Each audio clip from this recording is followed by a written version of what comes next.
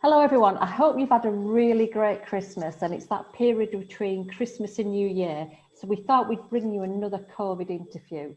So today we've got Helen Foster, who's a probation officer for Halifax. So hi Helen. Hi Sharon. How are you? I'm okay, thank you. You've got a lovely Christmas tree and an enormous angel on the top of that. Yeah, coming out my head. So Helen, you're a probation officer. What does your role entail, please? So I'm one of the probation officers in Halifax that manage high risk cases in Calderdale. So that's anybody that's deemed to be a high risk to the public, Right. both in the community and in custody. So people coming out of prison on licence, we supervise them, and people that have been given community orders at court. Right, okay. So COVID struck in March. Yeah. How did that affect your work? Completely changed things. I was office based every day. We would go out into the community on home visits, but obviously we're not allowed anybody's home now. So we all went to switch to working from home, which we could do because we've all got laptops.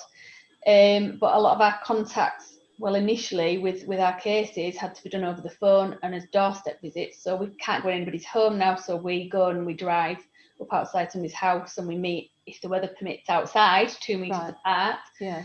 Which is obviously awkward, having those difficult conversations with people about their risk. And well, there'll be no confidentiality there, will there? No, exactly. So it's been very difficult, and also we haven't been able to do meaningful work with people in the same way. Though we have done some of that over the phone. We've used video calling when we can, when people have got that on the phones. We're now back. The office is open. We're all sort of in 1 or 2 days a week, and we're seeing our really high risk cases back in the office now. So that crucial work that needs to be done with people is being done again. We've got new equipment in the offices now with screens and things like that. So it's a lot. It's safe in there now. COVID secure. COVID secure, yeah. Yeah. So lots of risk. We do still work from home a lot of the week as well. So what's the most difficult part of my job is dealing with people who've been convicted of sexual offences and having that in my home and having to have those conversations with people from my home rather than the office. Right. That's not always been felt comfortable. And not having your colleagues around you all the time as well for those conversations about cases and risks.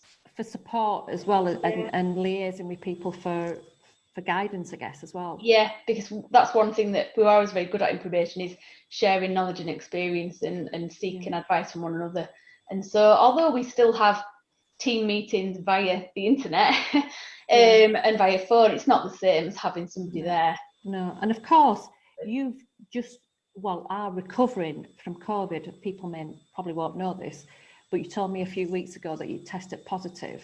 Can you tell us how that felt and how that's affected you, as well as your work, because you wouldn't have been able to work, could you? No, I didn't work for 3 weeks because unfortunately it did affect me. I mean, I started to feel ill and got a high temperature and got tested, and then after that I started to suffer with my chest. I felt like somebody was sat on my chest. I felt difficult to breathe. Obviously the kids and my husband were in isolation with me, so and he continued to work from home, and I had to try and homeschool whilst not feeling very well, so it was difficult. I also was quite surprised that I got it because I was really careful, or I thought I was. So it just shows though you can be as careful as ever and still pick it up. Yeah, which is what I've been telling people ever since. It makes me quite cross now when I see people not adhering to the rules. What message would you give people if you could say something to the face, having had it, now it's affected you? Yeah, I'd say, you might think that, you're doing everything right, and you may well be, but you can still get it.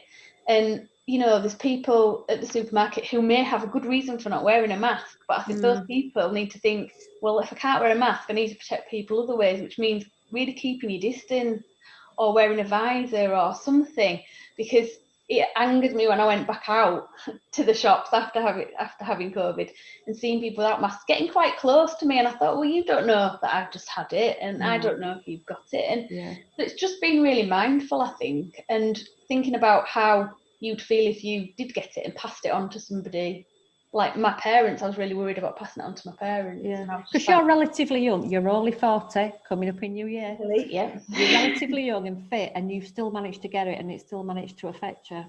It has, and I still am getting out of breath a lot quicker than I was before, and I'm still really tired all the time.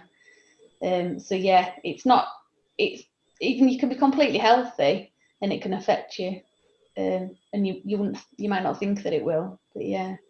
What hopes have you got for the future? Christmas is time of hope. Have you got any hopes for the future in general, for COVID, for your clients? Well, I hope that in terms of COVID, that this vaccine is effective and that it's rolled out, and that we get all the high-risk people covered by that, because then we can start to get back to a sense of normality. And in terms of my service users, I think COVID has affected them a lot more than it's maybe affected you or I. They're already marginalised within society, and the closing down of many agencies within Calderdale and across the country has meant that some of that support that they would normally rely on, for example, mental health, has really been taken away, if not completely, in a large amount, and those people are suffering. Suicide rates have gone up and things like that. So I really hope that come 2021 that those services are going to start reopening, and there's going to be a big focus, I think, on particular mental health. I think that's really important. Yeah, I know you're a Bus Oasis volunteer as well. When we've done the nighttime economy, and we see some really sad cases in town, don't we? And lots of mental health issues there. So we certainly need to pray for all those people that are struggling. Definitely. And it's not just service users; it's a society across, in general. Yeah, society as a whole. I think in how COVID has affected people in terms of mental health. I think that's one of the hidden sort